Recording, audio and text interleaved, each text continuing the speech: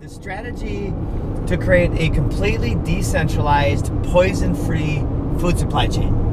How is this going to happen? Well, it's up to all of us, right? And where is the best catalyst? Where is if we had to push one button, right? In fact, there's a story that comes to mind. A guy, there was a massive manufacturing center.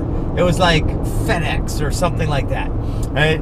And all of a sudden, everything shut down. And they had this one expert. They said, if in the case of the biggest emergency, this is the guy to call, right?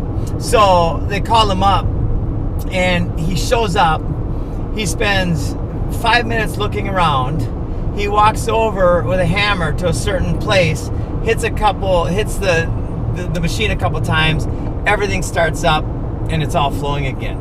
And then they said, "Oh, what are you charging for that?" He said, "I'm charging $10,000. He said, "$10,000? You were only here 10 minutes. Can you itemize the bill?" And he goes, "Yeah." He said, $5 for hitting the machine with the hammer, $9,995 for knowing where to hit. So my point with that silly story is, where we've been asking the question, really me for decades, where is the first domino? Where is the one button that we can hit that will lead to all of these solutions?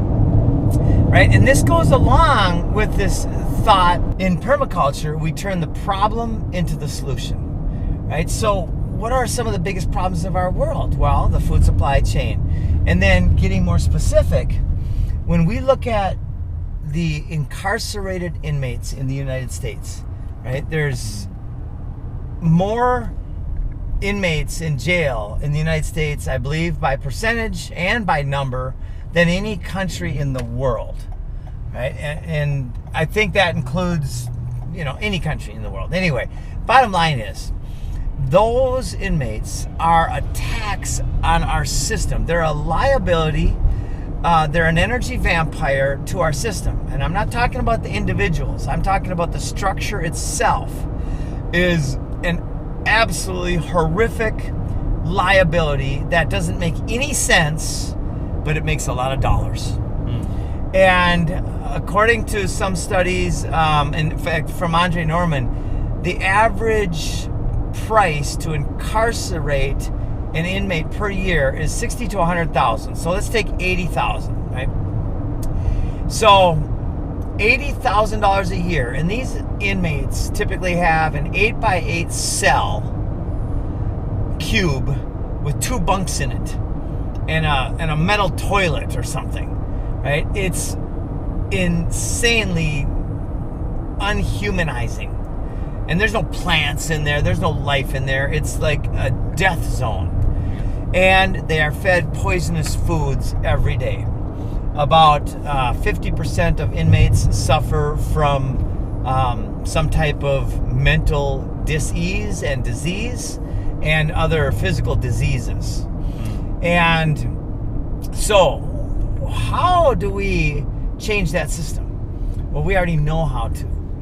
And there's layers to this. Now, number one is when inmates grow their own food and they're part of a gardening program or a permaculture program, something where they are hands in the soil creating something, the recidivism rate goes down in those programs by more than 50%, sometimes 60, 70, 80%. Right? So why isn't this happening all over the place? Well, that's the next level. We just got off of a podcast with Dr. Michael Rice, who he created a program for healing that has a reduction in recidivism proven over his time working with the systems of over 90%. So we have the solution to recidivism, which is healing these inmates. These inmates are captive students. They're captive audience to the max. And they also are looking for something better. Right? And that's a lot thanks to Andre Norman and his university, which is called Second Chance University, which it's the largest university in the world. He just founded it recently. He's literally just sent me the logo the other day. He's got all of the primary pieces of the puzzle, including the 650,000 enrollees, inmates with iPads behind bars where the content, he is the steward of the content. Right? So now he's an Earth Council member, and it's now all of our jobs to help create and bring to these inmates the type of content, the type of teachings that will help them heal themselves on every conceivable level, right?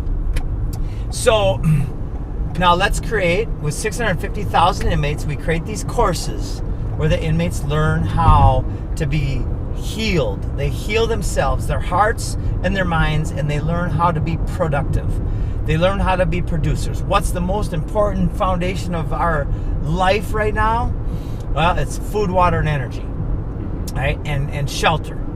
So what's the biggest control mechanism of humanity? Is the food system, the poisonous food system, which is all centralized.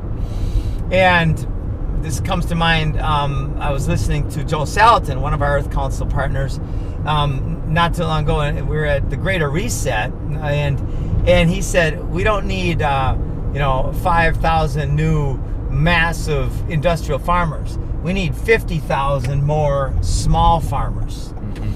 And because farmers are getting old, they're getting out of date, because that whole system is so toxic and horrible that young kids don't want to do it anymore.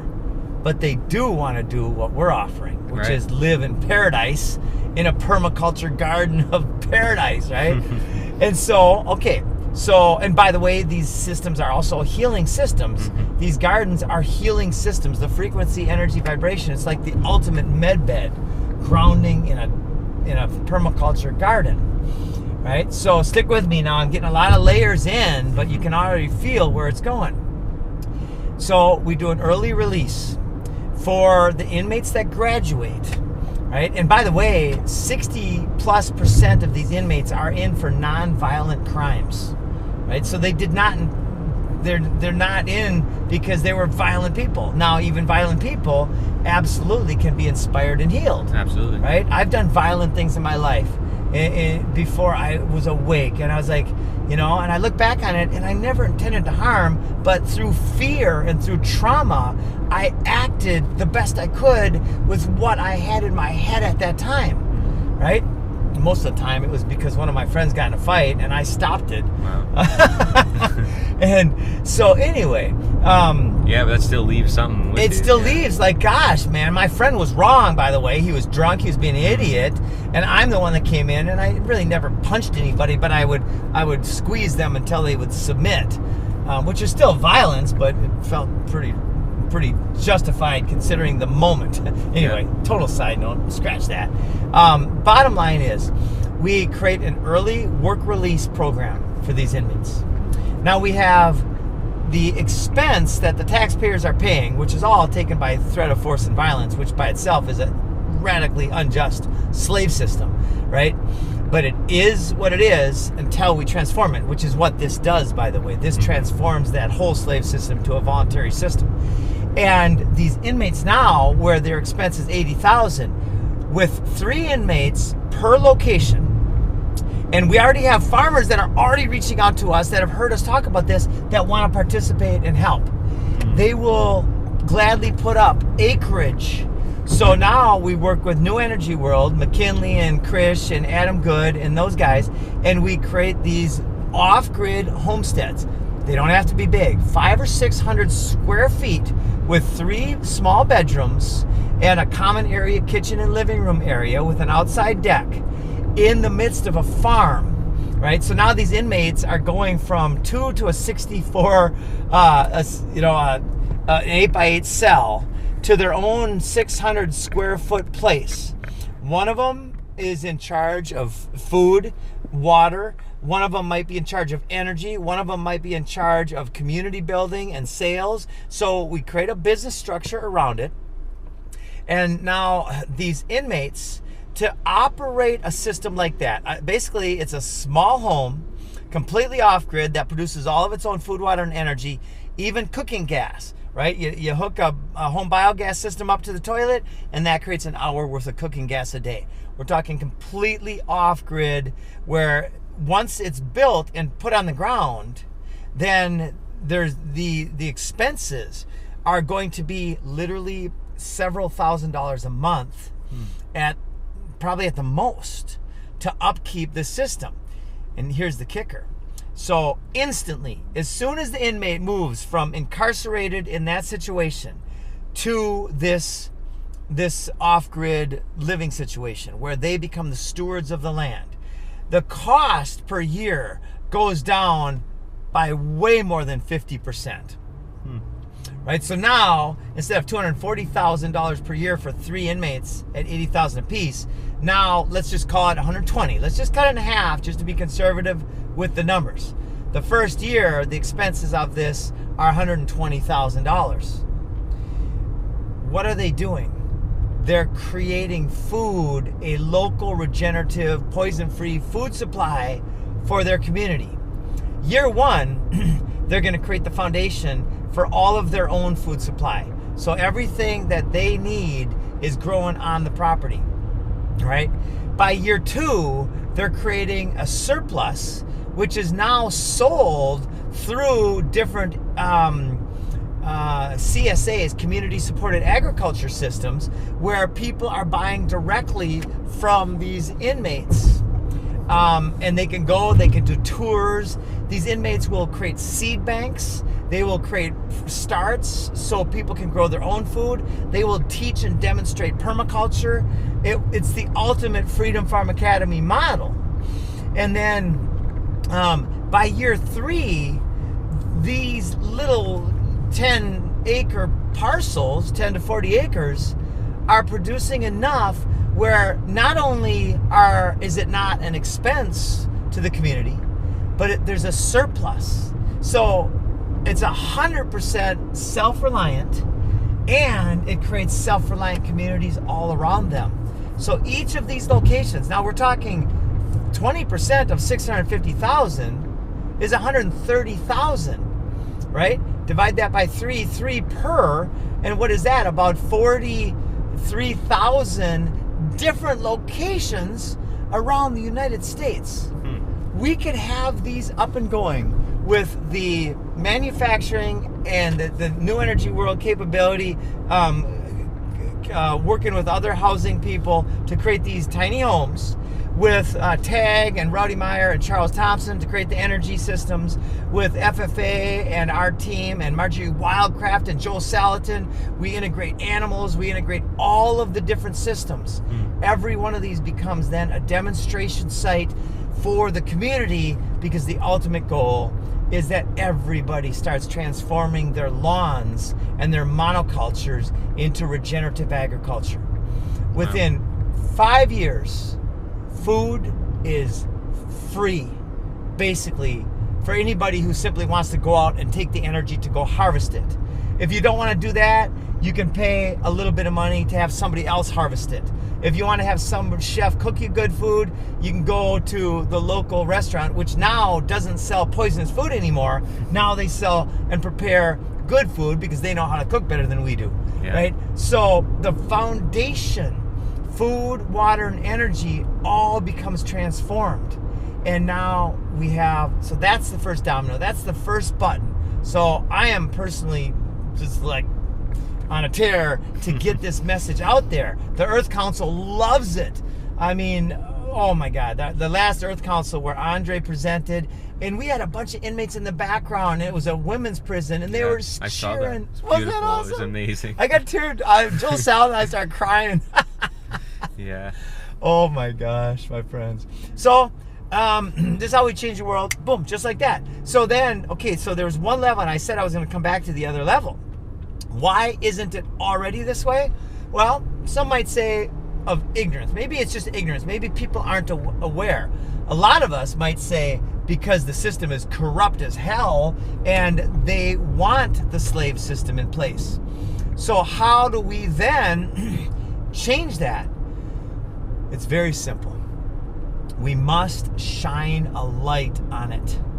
By shining a light in this darkness, the rats, and I don't mean to disparage rats in this degree, the unethical, illogical, and corrupt, evil people that are holding up this system will flee from it because they cannot justify not doing this. Now, how do we do that? And this is the final level before implementation. Influencers. We are all influencers. So you and I reach out to everybody we know, including the biggest influencers in the world. And by doing so, we bring on some of the Joe Rogans and Tucker Carlsons and let's just name them, all right? And I don't know who of these people to trust and who not to trust, but that's not the point. Let's publicly invite Kennedy and Trump and Kamala Harris, right? And I say that tongue-in-cheek because I very much don't think she will take on this role, right, and do it right sincerely, but I'm going to say it anyway. Let's invite all of them, right? Kennedy and Trump and Tucker Carlson and Rogan and Tony Robbins and Jamie Dimon and Larry Douglas Fink, right? Elon Musk, right? So now imagine we all start this campaign. And by the way, we're putting this on paper. We're putting it in a much better way. This is to articulate it so that it can be made fancier and better and made pretty, so we can do a PowerPoint on it, so we can do seminars and webinars and podcasts about it, right? So this is just the first seed. Now let's take this and let's improve upon it. Right? This doesn't belong to me. It doesn't belong to the Earth Council. It doesn't belong to Andre Norman. This idea belongs to humanity, and that's you and me.